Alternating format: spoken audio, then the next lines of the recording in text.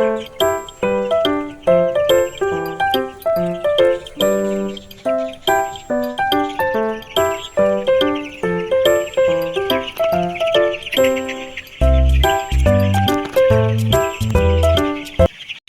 magandang tanghali po sa inyo mga ka-farmer. Let's go farming na po. Na-divide ko na po sila sa apat na parte. Sa 75 po bawat layer. Ayan na po sila. Kasi po medyo masikip na sila. Kaya pinag 75 pieces ko na po kada layer. Pero kapag po sila ay nasa grower stage na, pag tumutong sila ng mga 20 days, 23 days, dapat po yan lahat ng mga kulong natin may laman na, kasi hindi po sasapat yung space, yung kailangan nilang space kapag hindi natin sila nailagay sa bawat layer, kasi sakto po yan 300 heads po ang capacity ng tatlong kulungan na yan. Ganun pa rin po, napakainit pa rin ng panahon dito sa Lucena, at sa age po nila yan hindi pa ganong problema. Pero pag tumutong po sila ng mga 20 days, yung medyo naga 1.2, 1.3 na sila, ayun, talagang may mga pagkakataon may titirik. Lalo po pag ganito kainit, napakainit po ng panahon. 32 po kanina nung tinignan ko, kapag po yung sa pakiramdam nila, ano po yun, nasa 37 na yan, hanggang 38. Kaya maaga pa lang, kumbaga 9 o'clock pa lang kanina, kita nyo hinihingan na kagad sila.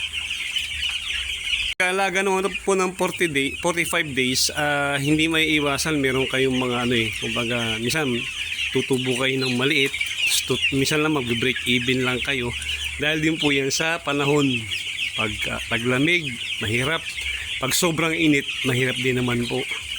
Kaya talaga tiyagaan lang. Pag may time na medyo nalaglag kayo, pwede nang bumawi sa susunod na na pagkakarga. Pero dito po sa cage type, maganda po ang tinubo ko dito nakaraan. Sana po pag tungtong nila ng mga 20 days, sana medyo nag-uulan na, para hindi sila ma-stroke, hindi lumaki yung mortality. Marami po tayong ma-harvest at kumita naman tayo ng maganda-ganda. Tapos na po ako sa prevention, nagbibigay na po ako sa kanila ng vitamins ngayon. Mamayang gabi po, magbibigay ako ng second shot ng vaccine nila. Tapos po, pang 12 days nila, magbibigay po ng prevention para sa ibang sakit naman. At pag tuloy-tuloy po nun, bibigay na ako ng vitamins. Tapos po, dextrose powder. Pagpasok po ng 20 days, tubig na lang po na malinis at patoka ang binibigay ko sa kanila. Pwede rin pong probiotic para pang-boost ng kanilang immune system.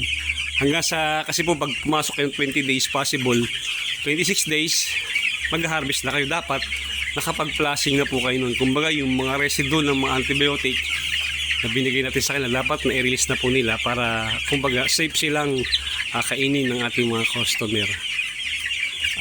Kadalasan naman po nag-harvest po kapag tumimbang sila 1.7. Pero may mga pagkakataon po kasi mas maaga silang lumalaki. Experience ko po sa ganung cage type, yung FCR po na tinatawag, kung yung konsumo ng kanilang feeds as mas kaunti, pero lumalaki sila ng maganda. Pag-aaralan pa natin, malay nyo, pagdating ng time, puro ganito na lang ang cage type ang gagamitin natin. Hindi tayo magagamit ng ganung kulungan malaki, puro ganito na lang. Pero siyempre, karaan pa sa mga pag-aaral at obserbahan natin kung saan tayo kumikita ng maganda. Naman po sa Lucena, hindi pa rin nagbabago yung presyo ng dressed chicken. Nasa 180, minsan 170, ganun lang po ang presyo naman dito. Kaya hindi naman tayo masyadong apektado, kasi yung mga ating customer naman ay yan naman ay minsan nga po ang problema ko pa yung hindi ko sila masupply, kasi kinakapos din ako sa manok. Pero may pagkakataon naman pag andaan ko kinarga, medyo yung order dumadalang, pero ganun po talaga. Hindi talaga may iwasan yung kasama po sa hanap buhay. Nagawa na lang ng paraan para hindi tayo maistakan ng maraming manok at hindi tayo malugi sa pagpapakain sa kanila. Timbang ko po sa kanila, nasa 280 na po sila grams. Ngayon po, tansya ko nasa 300 plus na yung mga yan. Ang ganda lang po ng kanilang balahibo. Ayun po, maganda kapag gantong klase yung inyong broodingan. Pag dumi nila, lusot po sa ilalim, hindi po nagdudumi yung kanilang katawan, yung kanilang dibdib. Sa panahon po naman ngayon, yung pagbubrooding ay hindi naman masyadong problema kasi mainit yung panahon. Ako nga po hindi ko na sa tinatakpan kasi pag tinakpan ko pa yan, tapos inilawan ko pa yan, baka masyadong mainit na, hindi rin po maganda sa kanila. Kaya dapat talaga yung tamang temperature lang. Dapat marunong ito tumingin sa mga sa inyong mga alaga. Pag sobrang naiinitan, dapat gagawa kayo ng paraan para ma-maintain lang ninyo yung tamang init na kinakailangan ng ating mga sisiw para hindi tayo magka-problema. Yung muna po mga ka-farmer, maraming salamat po sa 330 nating subscribers sa panonood ng ating vlog.